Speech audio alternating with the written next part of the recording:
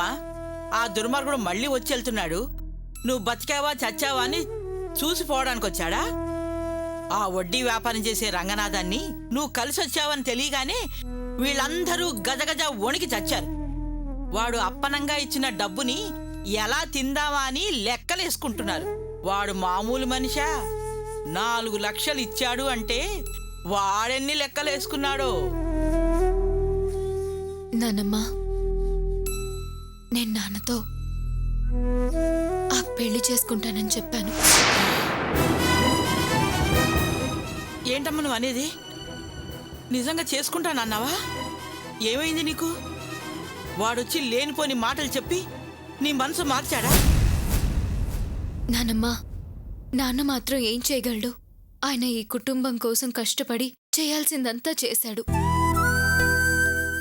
చివరికి మన కోసం ఇల్లు కూడా తాకట్టు పెట్టాడు. ఇప్పుడు ఇల్లు వేలానికి వచ్చే పరిస్థితి వచ్చిందంట. ఇప్పుడు మనం ఆయన్ని ఆ స్థితిలో ఎలా దూరంగా ఉంచగలం? అందుకని నువ్వు పెళ్లి చేసుకుంటానని ఒప్పుకున్నావా? ఇల్లు తాకట్లో ఉంటే ఎప్పుడైనా ఇడిపించుకోవచ్చమ్మా. నీ జీవితం ఆ దుర్మార్గుడికి అమ్ముడుపోతే ఇక మనం ఏమి చేయలేమమ్మా. తప్పమ్మా. ఉండు, ఏంట్రా ఇదని వాడిని అడిగొస్తాను. నానమ్మా వద్దు, ఇంక ఈ విషయం గురించి నాన్నతో ఏం మాట్లాడొద్దు. ఇన్నేళ్ల తర్వాత నాన్న నాతో మాట్లాడారు. నాకు చాలా సంతోషంగా ఉంది నాన్నమ్మ. వాడు అనుకున్న పని జరగాలి అంటే దానికోసం ఎన్ని నక్క వేషాలైనా వేస్తాడు, ఎన్ని నాటకాలైనా ఆడతాడే. లేకపోతే ఇన్నేళ్ల నుంచి లేని ప్రేమ ఇప్పుడు ఎందుకు పుట్టుకొస్తుంది? వాడి మాటలు నమ్మి నీ జీవితాన్ని నాశనం చేసుకోవద్దమ్మా. అది కాదు నాన్నమ్మ, నేను పెళ్ళొద్దనుకుంటే ఇల్లు పోతుంది, కుటుంబం నడి వీధిలో నిలబడుతుంది. అసలే ఓసారి మా అమ్మ వల్ల ఈ ఇంటి పరువు పోయింది. ఆమె చేసిన పాపానికి కూతురిగా నేను పరిహారం చెల్లించాలి. ఆ అవకాశం నాకిప్పుడొచ్చింది. అందుకే నేను ఈ పెళ్లికి ఒప్పుకున్నాను. నువ్వు పిచ్చి పిచ్చి నిర్ణయాలు తీసుకుని ఇలాంటి పనులు చెయ్యొద్దే. జీవితంలో త్యాగాలు చెయ్యొచ్చు గాని జీవితాన్నే త్యాగం చెయ్యొద్దు. ఇదంతా వాళ్ళ స్వార్థం కోసం ఆడే నాటకం. వాడేదో నిన్ను మోసం చేసి మాయ మాటలతో నీ మనసు మార్చాడు. నేను మోసపోవడం లేదు నానమ్మ. పెళ్లికి ఒప్పుకుని ఇల్లు ఇచ్చేసి వెళ్తున్నాను. నా తమ్ముడు వాడు ఆశపడ్డట్టు ఇంజనీరింగ్ చదువుకుంటాడు. నా చెల్లికి ఒక మంచి జీవితం దక్కుతుంది. ఎప్పుడైనా ఏనాడైనా ఒకే ఒక్కసారి నా కూతురి వల్ల నాకు ఆనందం దక్కిందని నాన్న అనుకుంటే చాలు నానమ్మ. ఇన్నేళ్లలో ఈ త్యాగానికి ఫలితం దక్కినట్టే. మీ నాన్న వాళ్ళలో ఏ ఒక్కరైనా నిన్ను ప్రేమించుంటే నువ్వు త్యాగం చేయడంలో అర్థం ఉంది. నిన్ను అసహించుకున్న వాళ్ళ కోసం నువ్వు చేయడం తప్పమ్మా. పర్వాలేదు నానమ్మ, వాళ్ళు దూరంగా ఉంచారని నేను అలాగే మొండికేసి కూర్చుంటే ఈ ప్రేమలు అలాగే దూరం అయిపోతుంటాయి. నేను సరేనని పెళ్లి చేసుకుంటే ఇక నుంచైనా ప్రేమగా చూసుకోవడం మొదలు పెడతారు. పెళ్ళై అత్తవారింటికెళ్తే మా కూతురని కనీసం చూడ్డానికైనా వస్తారు. ఇంక నేను పోగొట్టుకుందేం లేదుగా. నన్ను సముదాయించి ఒప్పించడానికి నువ్విలా మాట్లాడుతున్నావు. ఇన్నాళ్ళు వాళ్ళే నా మాట వినలేదు అనుకున్నాను. ఇప్పుడు నువ్వు అలాగే తయారయ్యావు. అసలు ఇలా అని నాతో ఒక్క మాట చెప్పకుండా ఎందుకు నీ నిర్ణయాన్ని మీ నాన్నకు చెప్పావే? నానమ్మ, నేనిలా నిర్ణయం తీసుకోవడానికి కారణం నువ్వే కదా. నన్ను మనిషిలా చూసి ప్రేమ చూపించింది నువ్వే. చిన్నప్పటి నుంచి మంచి కథలు చెప్పి నిద్రపుచ్చేదానివి. అందులో ఓ కథ ఇంకా నాకు గుర్తుంది నానమ్మ. ఊరు బాగుండాలంటే ఒక వీధిని దానం చేయొచ్చు, వీధి బాగుండాలంటే ఓ ఇంటిని దానం చేయొచ్చు, ఓ ఇల్లు బాగుండాలంటే ఒక మనిషిని దానం చేయొచ్చు, బలి ఇవ్వచ్చు అని భారతంలోని కథ. ఆ కథ నువ్వే కదా చెప్పావు. నానమ్మ, కథలు వినడం కాదు, ఆచరించాలి కదా. నాకేం మాట్లాడాలో నాకు అర్థం కావడం లేదే. ఈ 20 సంవత్సరాల్లో ఎన్నో గుళ్ళు తిరిగాను, ఎందరో దేవుళ్లకు మొక్కుకున్నాను.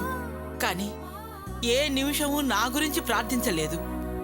ప్రతి ప్రార్థన నీ కోసమే, ప్రతి క్షణం నీ గురించే. అమ్మా, దేవుడనేవాడుంటే, నా ప్రార్థన వినుంటే తప్పకుండా నీకు సహాయం చేయడానికి ఎవరినో ఒకరిని పంపించి పుణ్యం కట్టుకుంటాడమ్మా. నీకోసం దిగొస్తాడమ్మా, వచ్చి తీరుతాడు.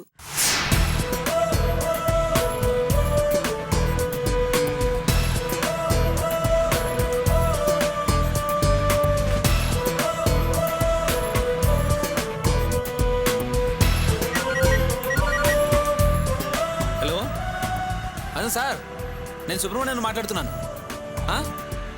అలాగా జరిగిందంతా నాకు వివరించారు కదా, ఇక మీరు మర్చిపోండి. సార్ దుమ్ము దులిపేస్తాను సార్, మీరేం వరీ అవ్వకండి. Don't worry sir. Okay sir. అవునా? అలాగా? Okay sir. Stop stop.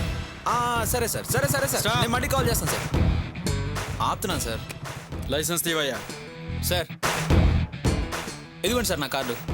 AP బ్యాంక్లో ఆఫీసర్గా వర్క్ చేస్తున్నాను. Loan section, education loan, personal loan, home loan, vehicle loan, any loan ఇప్పించేస్తాను. 10 నిమిషాల్లో ప్రాసెసింగ్ అయిపోతుంది. హలో, నా సర్వీస్లో నీలాంటి వాళ్ళు ఎంతో మందిని చూశాను. ముందు పేపర్స్ తీవయ్యా పేపర్స్ తీ. సార్ మాది పోలీస్ ఫ్యామిలీయే సార్. ఏంటయ్యా ఇందాక బ్యాంక్ అన్నావు, ఇప్పుడు పోలీస్ ఫ్యామిలీ అంటున్నావు. ఇంతకీ నువ్వెవరో చెప్పవయ్యా. నువ్వు పోలీస్ డిపార్ట్మెంట్ కాకపోతే మీ నాన్న ఏమైనా డిపార్ట్మెంటా? కాదు సార్. మీ అన్నైనా మీ తమ్ముడైనా పోలీస్ ఆఫీసరా? కాదు సార్. మరెవరూ కాకుండా పోలీస్ ఫ్యామిలీ ఎలా అవుతావయ్యా? సార్ నా ఫ్రెండ్ నరేష్ బంజారాల్స్ పిఎస్లో హెడ్ సార్. నీ ఫ్రెండ్ పోలీస్ అయితే నువ్వెలా పోలీస్ ఫ్యామిలీ అవుతావు? సార్ మేం ఫ్రెండ్స్ అందరినీ ఒకే ఫ్యామిలీ మెంబర్స్లా ఫీల్ అవుతాం సార్. నువ్వు అలా ఫీల్ కావచ్చు, మేం ఫీల్ కావు. లైసెన్స్ లేదు, ఆర్సీ బుక్ లేదు, ఇన్సూరెన్స్ లేదు, తలకి హెల్మెట్ కూడా లేదు. నువ్వెలా అవుతావయ్యా? సార్ నా ఫ్రెండ్ పోలీస్ అయ్యండి నేను ఫైన్ కడితే అది వాడికి అవమానం, మీ డిపార్ట్మెంట్కి అవమానం సార్. సార్ వాడు నేనంటే ప్రాణాలు ఇచ్చే ఫ్రెండ్ సార్. అలాంటి ఒక మంచి ఫ్రెండ్ పోలీస్ డిపార్ట్మెంట్లో ఉండగా నేను ఫైన్ కట్టడమా? ఫైన్ అని ఎందుకు అనుకుంటావయ్యా? ఫ్రెండ్స్కి ఇచ్చాననుకో. ఎలా అనుకున్నా తప్పే సార్. నేను మా ఫ్రెండే రమ్మంటాను. అలాగా? మీ ఫ్రెండ్ని వచ్చి తీసుకెళ్ళమను. Sir sir sir sir sir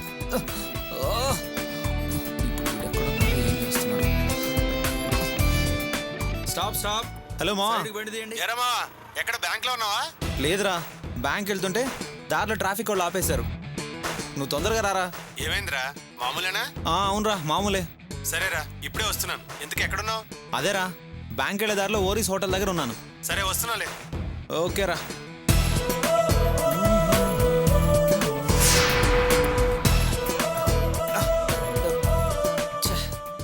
ఇంకా రాడేంటి వీడు? రే మావా. వస్తున్నాను రా. సార్ చూసారా, ఇలా ఫోన్ చేయగానే అలా సింహంలో బయలుదేరి వచ్చాడు. అది సార్ ఫ్రెండ్షిప్ అంటే. మావా త్వరగా రారా. అరే వస్తున్నాను కదరా. రారా మావా. సారీ రా మామ, లేట్ అయిపోయింది. పర్లేదురా, దాందే ఉంది. రేయ్ నిన్న ఆర్సీ బుక్, ఇన్సూరెన్స్, లైసెన్స్ చేయించుకోమని ఎన్నిసార్లు చెప్పాను? అంత అశ్రద్ధ అయితే ఎలాగా? రేయ్ నువ్వు డిపార్ట్మెంట్లో ఉండగా అవన్నీ నేను చేయిస్తే నేను ఇన్సల్ట్ చేసినట్టు అవుతుంది మావా. రేయ్ డ్యూటీలో ఉండగా మామని పిలవకూడదురా. ఏడ్చావురా. సరే, సర్లే నేను సార్తో మాట్లాడొస్తాను. త్వరగా వెళ్ళి మాట్లాడరా మావా, బ్యాంక్ టైం అయిపోతుంది. తప్పుద్దా సార్? నువ్వు నేను మాట్లాడొస్తాను సార్. రావయ్యా రా. నువ్వు బంజారా హిల్స్ పిఎస్ లో హెడ్ అంట, వాడు నీకు ఫ్రెండ్ అంట, వాడి కోసం నువ్వు ప్రాణాలు ఇస్తావంట. వాడు ఆల్రెడీ రికార్డ్ వేసేసాడు గానీ, ఇలా చూడు, మనం రోజుకి 20 గంటలు డ్యూటీ చేస్తున్నాం, అవునా కాదా? అవును సార్. జీతం ఒక్కదాన్నే నమ్ముకుంటే మనకు వర్కౌట్ అవుతుందా? ఎలా అవుతుంది సార్? మరి తెలుసు కదా. నువ్వు రాకపోయింటే ఓ 500 వచ్చేవి. నువ్వు వచ్చావు కదా, ఏదో తగ్గించే ఏర్పాటు చేయి. వెళ్ళు. అలాగే సార్, ఇప్పుడే వస్తాను. సరే.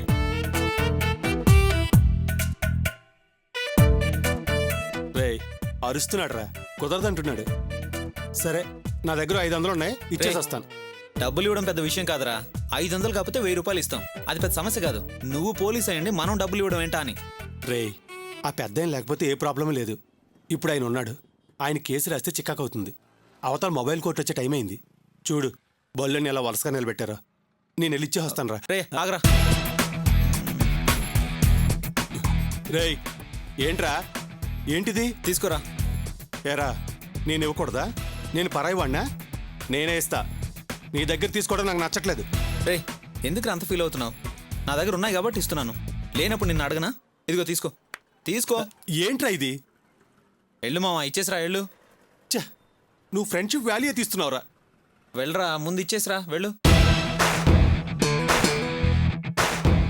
నమస్తే సార్. Okay sir. ఏమయ్యా, ఏదైనా వర్కౌట్ అయిందా? ఏదో 200 సార్. అంతేనా?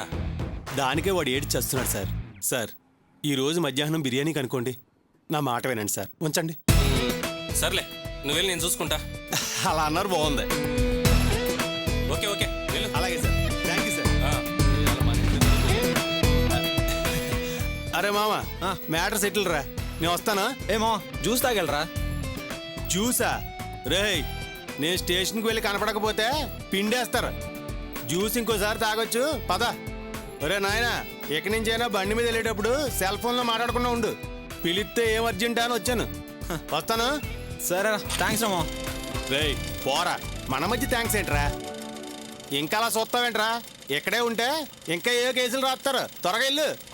జాగ్రత్త. సరేరా, బాయ్ మావా. అలాగే సార్, వెళ్ళొస్తాను సార్. Okay okay. సార్ చూసారా, నా ఫ్రెండ్ పిలవగానే వచ్చి ఎలా హెల్ప్ చేసి వెళ్ళాడు. మా ఫ్రెండ్స్ అంతా ఇంతే సార్. పోలీసులు మీకు ఫ్రెండ్స్ అని మీరు బోర్డులు రాసుకుంటారు, కానీ నేను పోలీసులకే ఫ్రెండ్ సార్. వస్తాను సార్.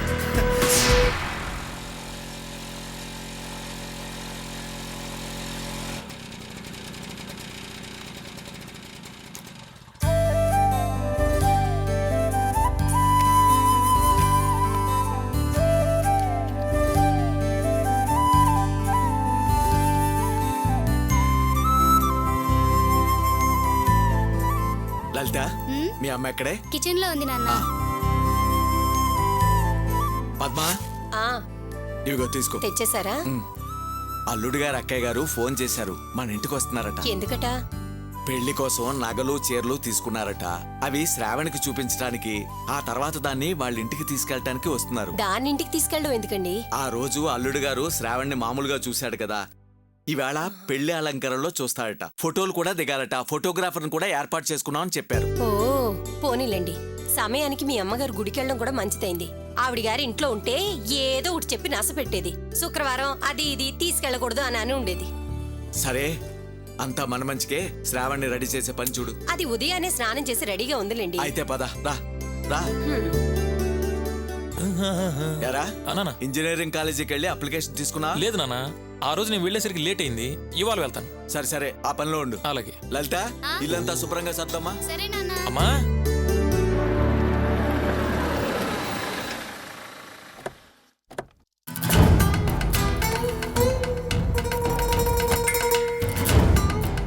పద్మా, రా రా, వాళ్ళు వచ్చారు.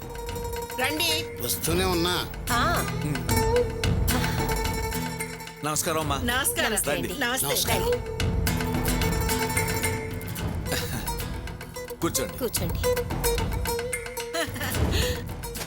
ఏమైనా మీ రెండో అమ్మాయి ఆ, అవునండి. లాస్ట్ టైం వచ్చినప్పుడు చూడలేదు, అందుకే అడిగానమ్మా.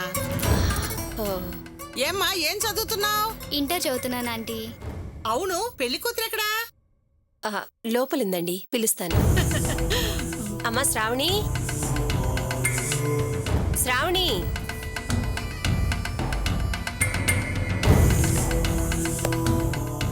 శ్రావణి,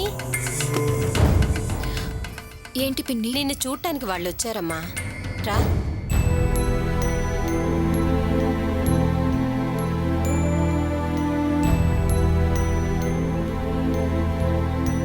శ్రావణి, నీకోసం నగలు చీరలు తీసుకొచ్చాను, తీసుకో.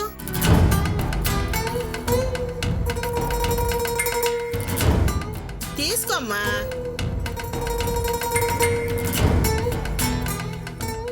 ఏంటి అలా ఆలోచిస్తున్నావు?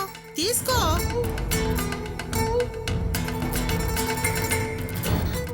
తీసుకోమ్మా శ్రావణి, తీసుకో. ముందు నేను చూస్తాను. అమ్మా ఇది పట్టుకో.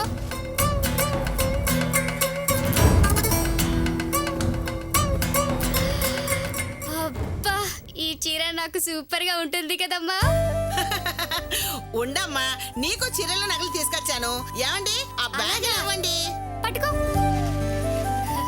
ఇదిగో. తీసుకో. అబ్బా, ఎంత బాగుంది. నచ్చిందా? ఆ, పద్మ, నీకు రామ్మూర్తికి అమ్మమ్మకి అందరికి బట్టలు తీసుకొచ్చా, తీసుకో. నిశ్చితార్థానికి అందరు ఇవే కట్టుకోవాలి. చాలా సంతోషం అండి. పెళ్లికి ఇంకా మంచి చీరలు తీసుకుందాం. అంతా మీ ఇష్టం. మోహన్, నీకేమి తీసుకురాలేకపోయానయ్యా. ఏమండి, ఆ క్యాష్ ఇవ్వండి. అందుకే తమ్ముడు నీకు 5,000 ఇచ్చాడు. నీకేం కావాలో కొనుక్కో. అయ్యి బాబోయ్, బావ క్యాష్ పంపించాడు బట్టలు కొనుక్కోమని. నేను కొనుక్కుంటానండి. అమ్మా శ్రావణి, చీర కట్టుకొని నగలేసుకొని రెడీ అవ్వమ్మా. తమ్ముడు నిన్ను ఫోటో తీయించాలని ఆశపడుతున్నాడు. మా ఇంటికి వెళ్ళి మళ్ళీ తిరిగి వచ్చేద్దాం. కాసేపు వెయిట్ చేయండి, తను రెడీ అయి వచ్చేస్తుంది. అమ్మ శ్రావణి వెళ్ళు, వెళ్ళి ఈ చీర కట్టుకుని నగలు పెట్టుకుని రా. వెళ్ళమ్మా. యావండి, శ్రావణిని కాస్త త్వరగా రెడీ అయ్యి రమ్మని చెప్పండి. అయ్యో, అలా నిలబడే ఉన్నారే, మీరు కూర్చోండి, నేను కాఫీ తీసుకొస్తాను. పర్వాలేదు, ఈ ఊళ్ళో నేనే భార్యాదాసుని అనుకున్నా. నాలా చాలా మంది ఉన్నట్టున్నారే. నాకు ఓ కంపెనీ దొరికింది. Okay okay. కాస్త మోస్తావా అంటావు. ఓకే.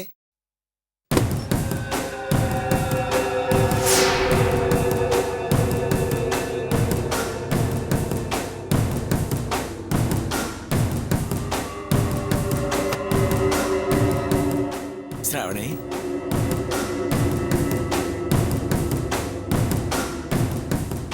ఏంటమ్మా ఆలోచిస్తున్నావు? త్వరగా చీర కట్టుకునిరా, వెళ్ళేసి వచ్చేద్దాం.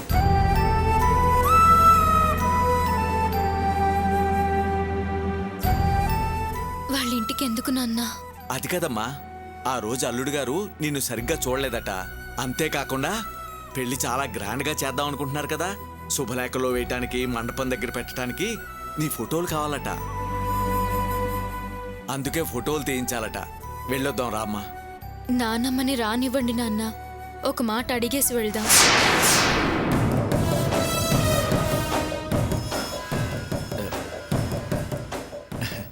చూడమ్మా, మా అమ్మ పాతకాలపు మనిషి. ఆవిడికి ఇవన్నీ కొత్తగా ఉంటాయి. చెప్పినా అర్థం చేసుకోలేదు. అయినా ఆయనకి నీకు పెళ్ళని నిర్ణయం తీసుకున్నాం కదా, ఇంకా ఆలోచించటం దేనికమ్మా? నిన్నేం ఒక్కదాన్నే అక్కడికి పంపటం లేదు కదమ్మా. నేను పిన్ని నీకు తోడుగా వస్తున్నాం కదా, ఇంకా భయపడాల్సిన పనే ఉంది. అల్లుడు గారు నీ మీద చాలా మంచి అభిప్రాయంతో ఉన్నారమ్మా. మన కుటుంబానికి సహాయం చేయటానికి రెడీగా ఉన్నారు. ఆయన కోరిన ఈ కోరిక తీర్చేస్తే అటు ఆయన మనసుకి తృప్తిగా ఉంటుంది. శ్రావణి, నీకిలాంటి ఒక మంచి భర్త దొరికాడు అంటే నువ్వు చేసుకున్న పుణ్యం అమ్మా. నేను నీకు మంచే చేస్తాను నమ్మకం ఉంటే వెంటనే రెడీ అయిరా.